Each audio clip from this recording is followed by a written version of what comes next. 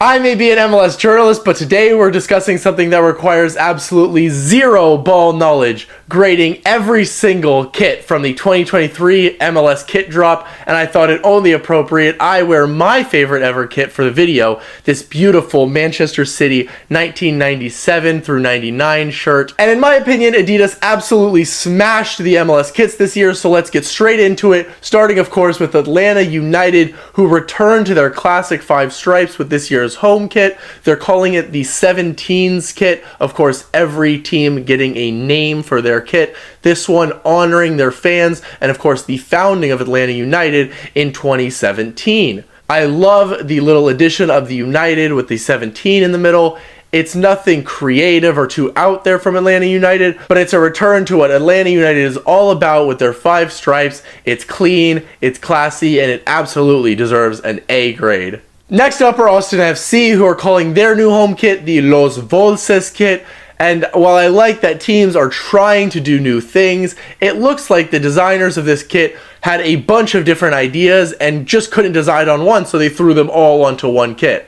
I like the addition of the "We Will Sing Forever" embroidery, but honestly, this kit would have been better if it were just plain green. So, Austin FC, I'm sorry, but you deserve an F.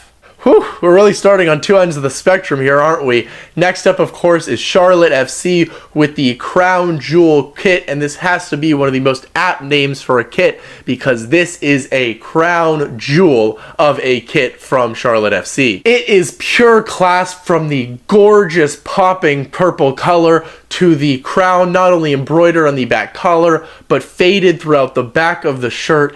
It is absolutely incredible, and I'm sure every single Charlotte FC fan will want this shirt. A+, no doubt. Chicago Fire are calling theirs a kit for all, and hey, all I gotta say is, fire? This kit is fire. They took a huge risk here, and there will of course be the haters comparing it to Valvoline, but to me, they have absolutely knocked this out of the park. It almost looks symmetrical, but it's not actually.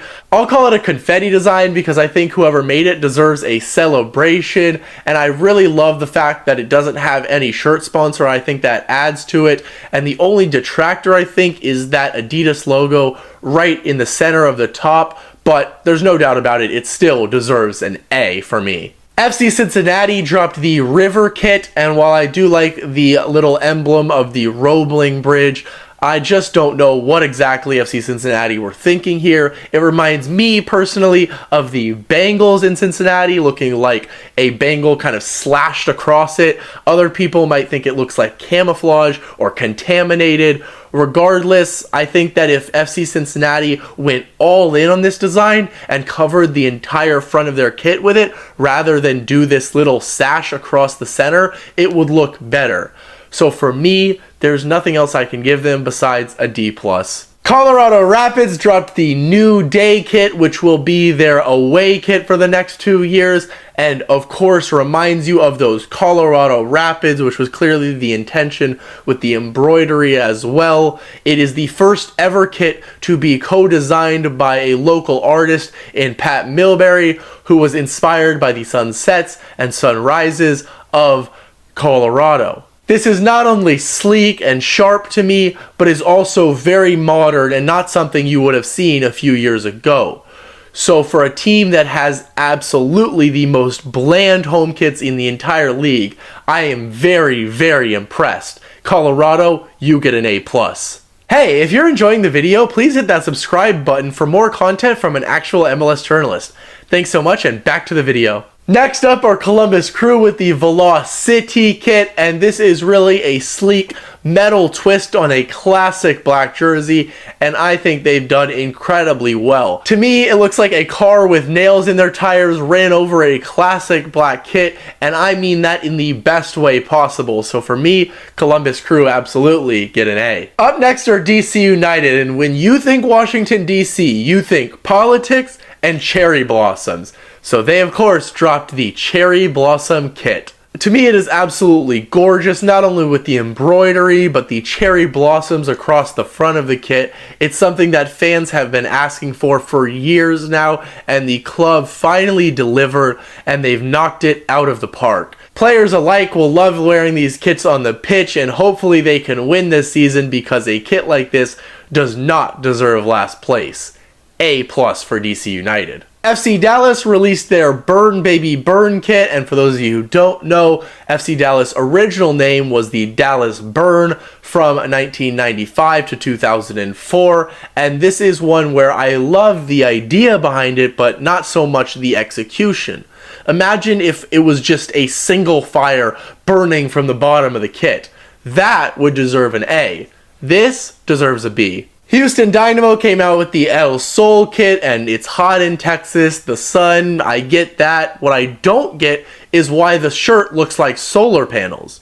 Maybe it's a puzzle, I don't know, they gave no explanation. For me, it's a bang average kit, and I'll give it a C for that reason. Next up are Sporting Kansas City with the Hoops 4.0 kit, and hoops are of course a classic on football kits. Stripes are classic for Sporting Kansas City teams, and they said classic doesn't go out of style. They were right, but it also doesn't inspire, so for me, Sporting Kansas City gets a B. Up next are LA Galaxy, who released the LA kit using the colors of the Los Angeles city flag, and no hate, but if you're going to use the colors of a Los Angeles flag, I would use the county flag where you actually play rather than the city flag where you don't play and instead your rivals play. That part is a little confusing to me, but regardless, I love the color of this kit and think the sleeve collar or whatever you call it is absolutely gorgeous. But the problem is they've then went and put that on the actual collar, which to me basically ruins the entire kit. But I can't really be that harsh, so I'll give it a B-.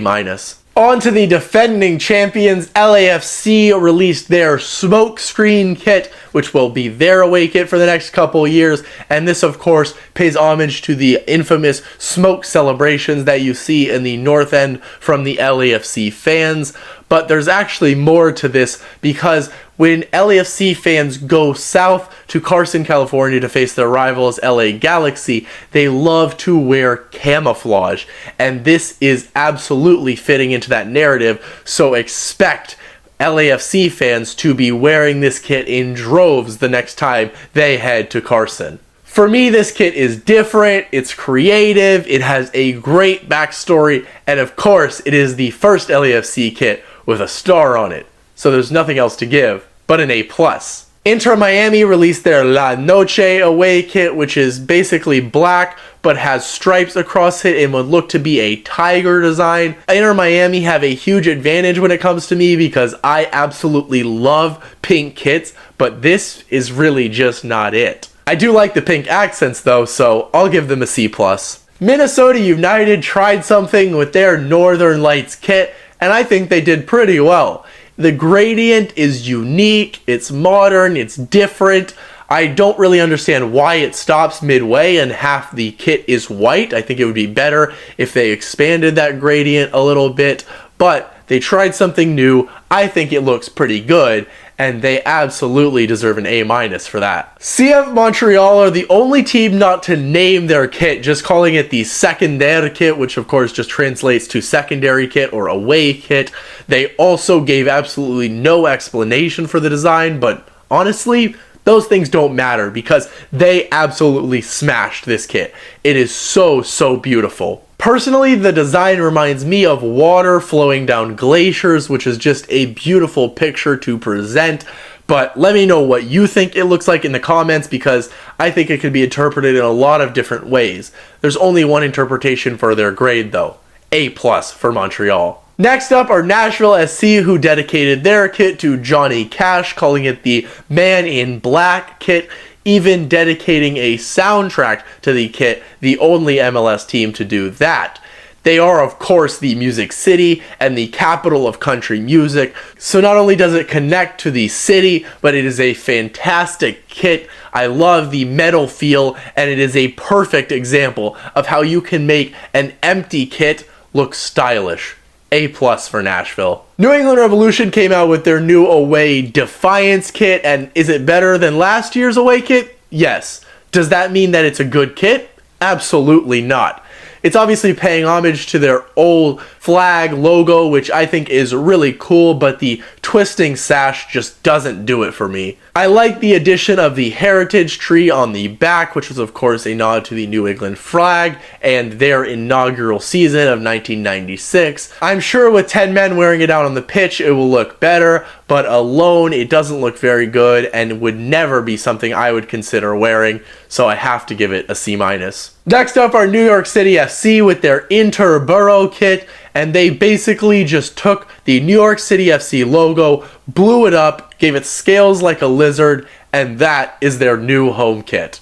I think it is absolutely disgusting. I don't like it at all, and it is even more disgraceful when you recognize that their orange away kit is also a disgrace. F for New York City, no doubt about it. New York Red Bulls will absolutely polarize opinions with their Daniel Patrick away kit, but for me, they've done pretty well.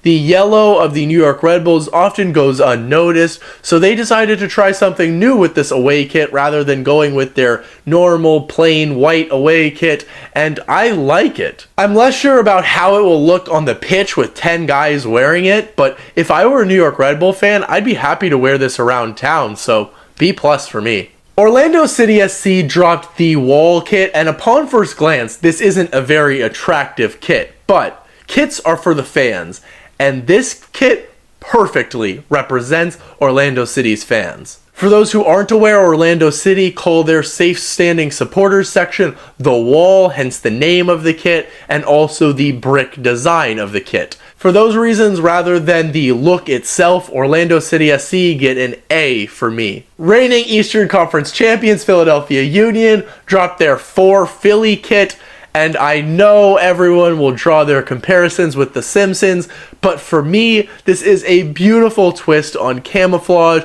so it looks like the clouds, the sky, sand, whatever really you would like. And for me, I would wear this kit around town thinking I looked good in it, which is really something you can't say about the majority of football kits.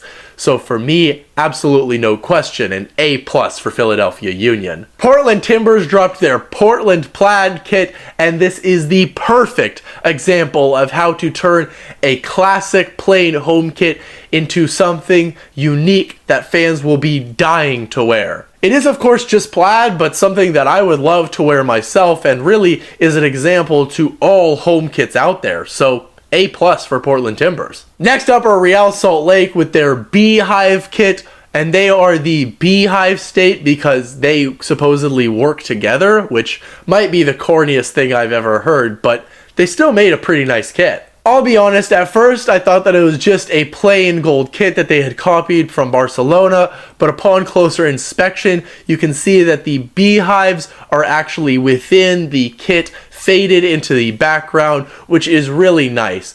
I do think that there are better ways that they could have implemented the honey though, so they get an A- from me. San Jose Earthquakes came out with the Active Fault kit, which of course relates directly back to their club and is a unique kit design. To me, it looks exactly like fault lines for earthquakes, and so I think it is beautiful and is something that San Jose Earthquakes fans should surely want to buy. A-. Next up is a kit that is making headlines, of course, the Seattle Sounders Bruce Lee kit, which to me looks like a special edition kit that they will simply be wearing for the next 2 years. It is celebrating the 50th anniversary of the passing of Bruce Lee, who is of course buried in Seattle, and the kit has a unique dragon design as a result. I know that Seattle fans absolutely love this kit, but to me it looks like a training top. I don't think that the logo goes well, and I think that it's way too bright, contrasting with the black in the back. It just doesn't go well together. I'm sorry. I'm ready for the backlash, but this kit deserves a C-. The only team where I have 2 kits to grade, of course, the expansion side, St. Louis City SC, who of course had to drop a home and an away kit. We will start with the home, and as I mentioned before, I love pink kits. I know they call it city red, but to me it looks pink. And the design, of course, is meant to replicate the geometric designs of the Gateway Arch, which I think we can all agree is exactly what the kit should have been based after. Though for me, I don't know if they really pulled this off in the best way, because I didn't know that that was what it was based after until I read it. And well, I'll just plead ignorance here and assume that St. Louisans, whatever, know that that is what it refers to. So I'll give the home kit an A+. But onto the away kit, not nearly as nice. This is an extremely boring gray and really as bland as it gets. The only piece of design on it are an unnecessary amount of Yankee pinstripes. I don't see why any St. Louis City fan would even buy this other than the fact that it is an inaugural kit. But they're of course going to go for that home kit first. So for me, the away kit deserves an F, and combined, I'll give them a C+. Toronto FC released their club kit, and boring name, boring jersey. At least the team will be good this year, because I am sorry TFC fans have to now watch their team play in a gray home and away kit. It doesn't really make any sense to me. Your star-studded team deserves better, and I honestly feel generous giving you a D+. Last but not least, Vancouver Whitecaps with their Bloodlines kit, and I saw them play in preseason without the sponsor, and I thought it looked so much better. I would have even given them a better grade had they stuck with the Bell sponsor, but with Telus, I think it looks a little bit too rigid and bland. It's bang average for me. I'll give you a C, Vancouver. Thank you so much for watching. If you enjoyed the video, please hit that like and subscribe button. It really helps out the channel. I will see you next time.